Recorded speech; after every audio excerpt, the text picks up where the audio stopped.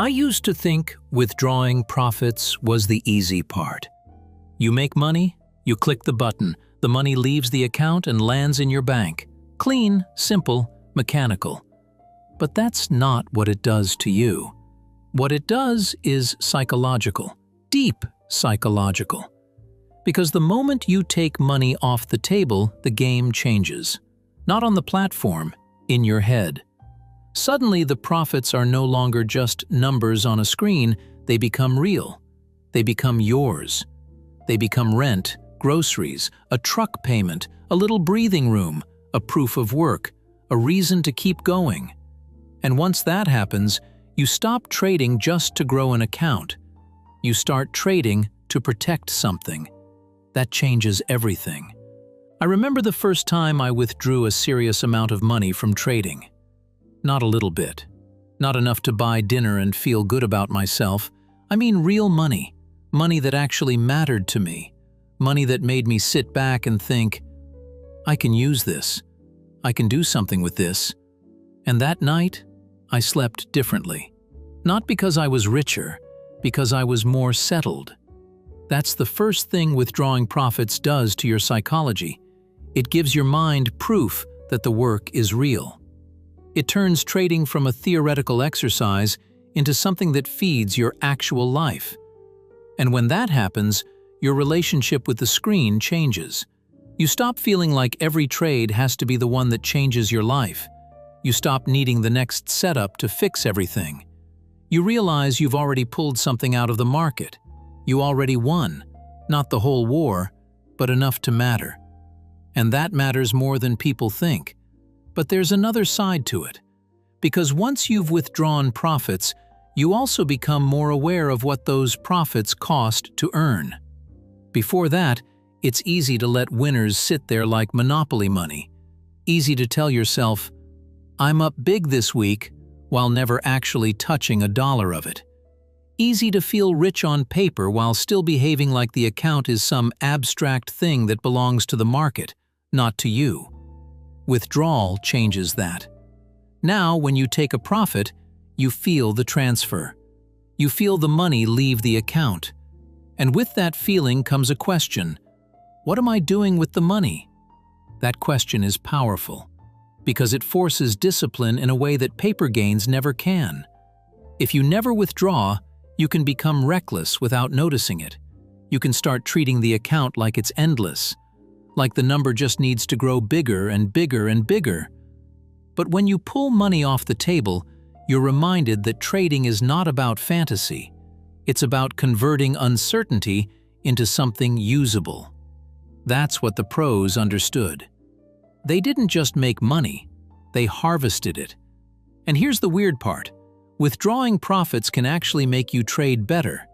Not because you get cocky, the opposite. Because you're no longer trying to force every day to be a home run. You're no longer carrying this silent pressure that says, if I don't keep every dollar in here, I'm falling behind.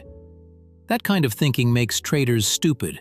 It makes them hold too long, overtrade, size up when they shouldn't, turn green days into red ones because they can't bear the thought of leaving money on the table.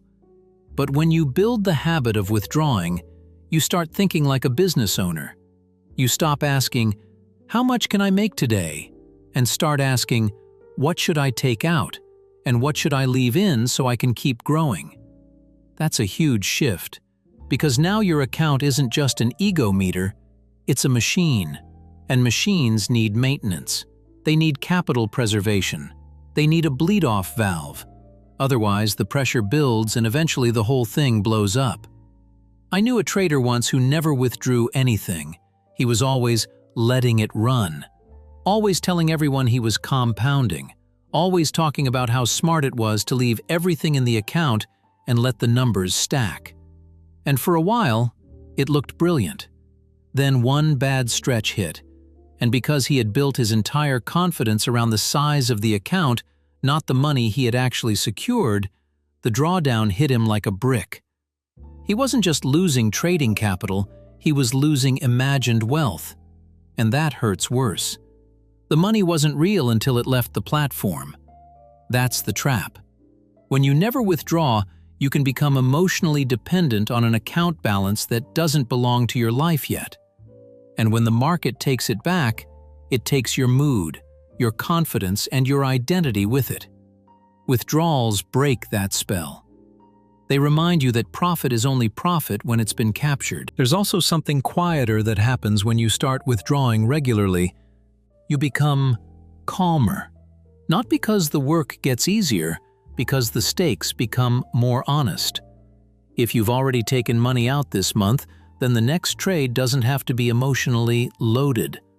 You've already proven the process can pay. That reduces desperation. And desperation is one of the fastest ways to ruin good trading. Desperation says, "I need this trade." Discipline says, "I need to follow the process." Those are not the same thing. Withdrawal helps move you toward discipline because it creates a rhythm. Build, capture, reset. Build, capture, reset. That rhythm keeps you grounded. It prevents the fantasy of infinite growth from taking over your decision-making. And that fantasy is dangerous. Because a lot of traders think the goal is to never take money out until they've made it. But made it is a moving target. There will always be another number, another milestone, another reason to wait, another reason to leave it in, another reason to tell yourself the real payoff is just around the corner. Meanwhile, life is happening now. That's why taking money off the table is not just financial, it's psychological insurance. Now, I'm not saying withdraw everything. That would be silly. If you take too much out too often, you can choke the account before it has a chance to grow. You need enough capital in there to keep the system alive, to let the edge do its work, to let the compounding happen. But that's the point. You need a system, not random withdrawals when you feel good, not emotional withdrawals when you're scared. A real policy, a disciplined strategy. Something like, take a percentage out after a strong month, secure enough to cover life expenses, leave the rest to compound. Repeat. That kind of structure does two things at once. It protects your lifestyle and it protects your psychology.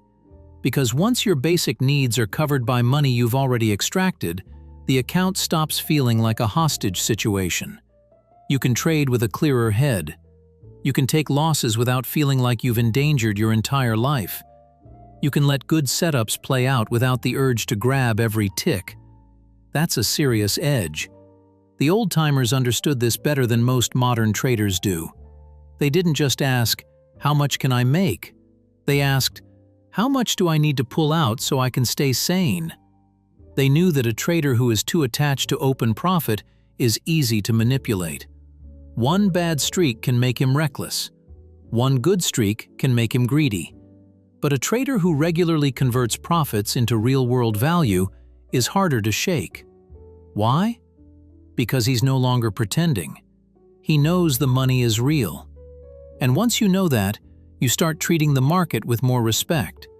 So, what does withdrawing profits actually do to your psychology? It makes your wins feel real. It reduces desperation. It forces discipline. It turns trading from a fantasy into a business.